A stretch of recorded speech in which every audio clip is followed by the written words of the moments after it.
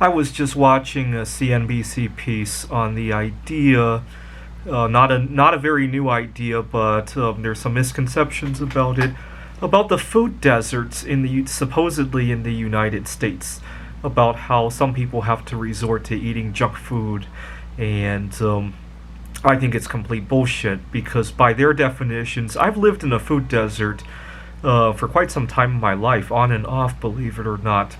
I think the definition is that if you're more than a mile away from the grocery store and you don't have a car, which I have spent some of my adult life without a car, and your public transportation takes more than a certain amount of time, I can't remember the exact time, but I have lived in food deserts. I've also traveled to food deserts, not only in this country but in other poorer parts of the world, and I've never seemed to be affected by this.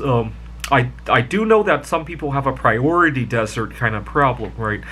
I sometimes when I'm telling people about this, especially when people ask me what they can do to improve their lifestyle, right? People ask me a lot because especially people who know that I used to be very overweight, they'll ask me about that. Oh, but I don't have time to cook like you do.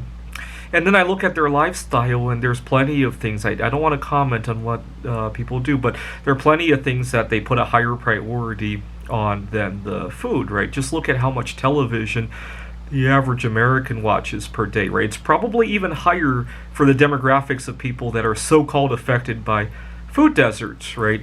And then some people will claim they have a disability, they can't go out to get food, and then you look at all the other fun stuff that they go out to do, right? Or they don't have the time, but they need to go to the gym, but yet at the same time they could walk to the grocery store like how I used to when I didn't have a car and I lived in a quote-unquote food desert, right? I've spent quite a bit of my adult life in food desert situations. I just put a very high priority on healthy eating. I live in Seattle and my family's in Pittsburgh, and because I usually like to have my car when I get there, I sometimes take my car to Pittsburgh. It's a 5-day drive, and it's always a big headache where I'm going to get healthy foods, but I actually put the effort into getting it because I value my health, right? Some people would rather value some extra time to go see the Rocky Mountains or to go see what else is in there, the Yellowstone National Park, the Old Faithful, and I love those things, but if having extra time there means I have to sacrifice my health, my health comes first. And then when I was working on my PhD, I dated a girl who was just outright taking advantage of me financially. I was naive at the time.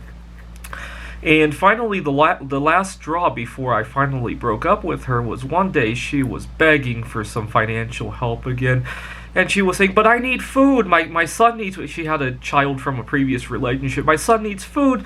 And I looked at what they wanted to get. I didn't see any food in there. I saw a bunch of sugar, MSG, and other toxic chemicals. And what she's calling it is food. And that was just really inconsistent with my views on what food is. And that was the last straw.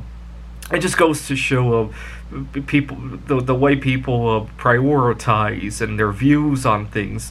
I mean, a lot of times when there really is a food desert, which is pretty rare in the United States, when there really is, part of that is probably because there wasn't very much demand for healthy food in the first place, right?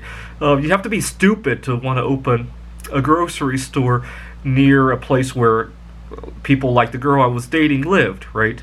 That's probably the cause of the food desert, right? The lack of demand of healthy foods was creating the desert, not the other way around, right? Thanks for watching.